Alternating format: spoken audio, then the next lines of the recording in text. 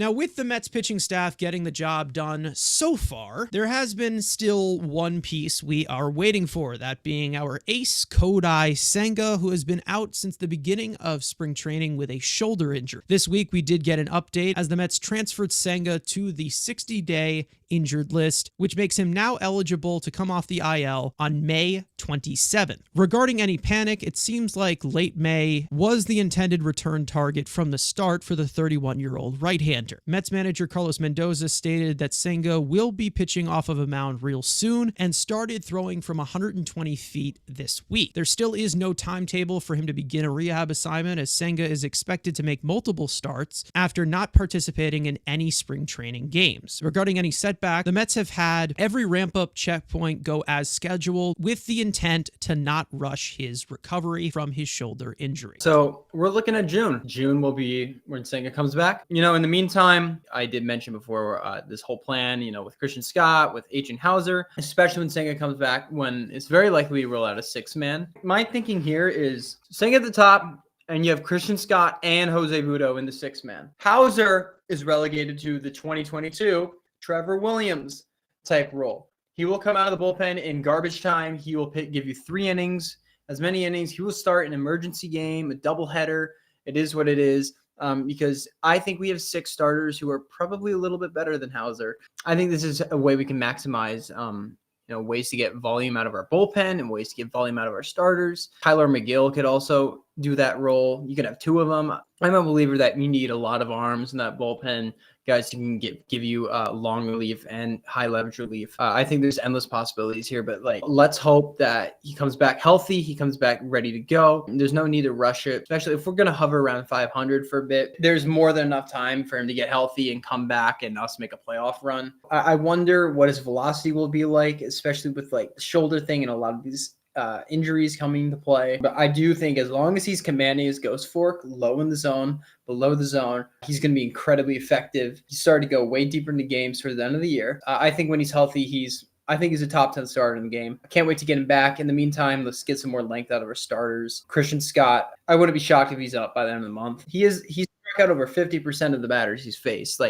This guy he's too good for AAA, and I think he is. He really is. He's going to force David Stearns to call him up, and he absolutely deserves it, because I think Christian Scott can easily be one of a frontline starter. Reminds me so much of Aaron Nola. I think the rotation could be in a great spot come, let's say, the trade deadline. You can reevaluate it. There's a lot of things to be excited about this Mets team right now. They're playing great baseball, and they got some good players coming their way soon. Most of the problems that the Mets have had from the pitching has been obviously the volume, the walks, and most of that seems to be something that could be fixed when you bring in somebody like Kodai Senga. If he comes back, that brings up probability of the pitching going distance and giving them an extra day. Like I've said, with the 6-man rotation and stuff like that. And then the same thing goes for the guy that we're about to talk about, for the offense. I think with Senga, the Mets are taking the right approach here. I think it's especially prevalent this year. Obviously, the whole injury thing that's been going on with the top line starters.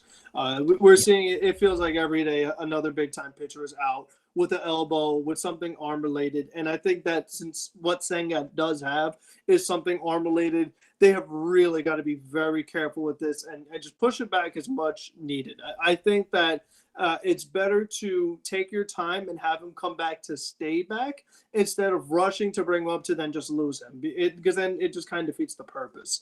And the fact that this team is number 1 in ERA in the National League without Kodai Senga, and Kodai Senga is quite a bit better than the starters the Mets have right now. You know what I mean? Oh, yeah. And that's not a knock on the guys the Mets have. Senga was just that good last year that he's quite a bit better. So I think that, for this rotation to be, the way it's held up so far, and then, hopefully if Christian Scott is also in the mix, oh my goodness, look out now. We actually have a really nice rotation coming in.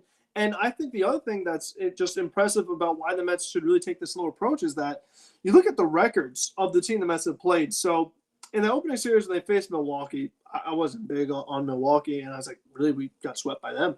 You see what they've done since that series? They're 11-4. That's a Stearns finished product right there. There you go. All the teams that the Mets have faced are well above 500, and again, the pitching has been this good.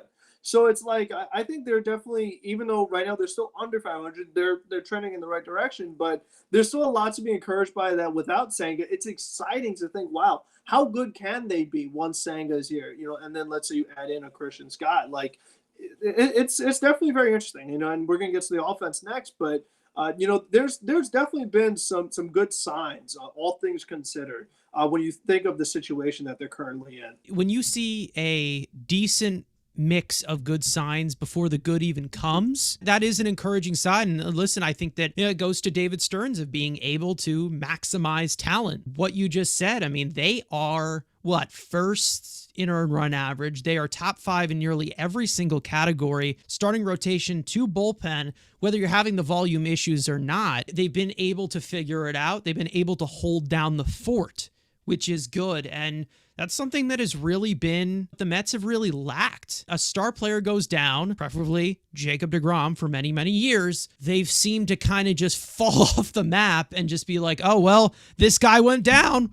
We're just going to drop dead. That just doesn't seem to be the situation right now. It's holding up right now.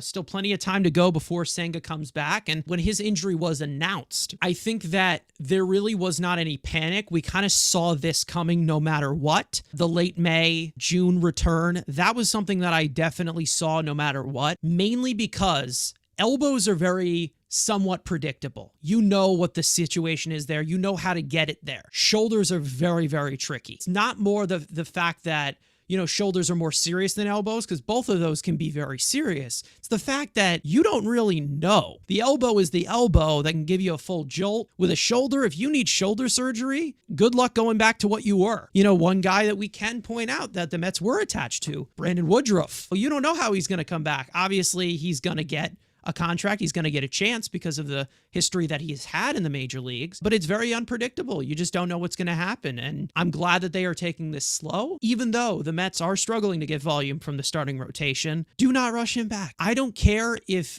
the starting rotation gets so taxed, you're still in a race. If you have to draft somebody in June and call them all the way up to the majors, I don't care. Keep Kodai Senga healthy. He is the top gem here. Make sure he is 100%. And they need to make sure that he's 100% healthy when he comes back. And he stays back, like Frank just said. Especially we know how Senga's, his physical wasn't great. And he has that Tommy John clause in his contract. Don't rush him back, man. Let's take his time. You can see some of our prospects as a transition year to see our young guys. So we all know what Senga can do. We all know he's an ace caliber pitcher. So we just got to make sure he's healthy and on top of his game, especially if we want to maximize how much Senga we actually see. And the best way to do that is to give him a full ramp up.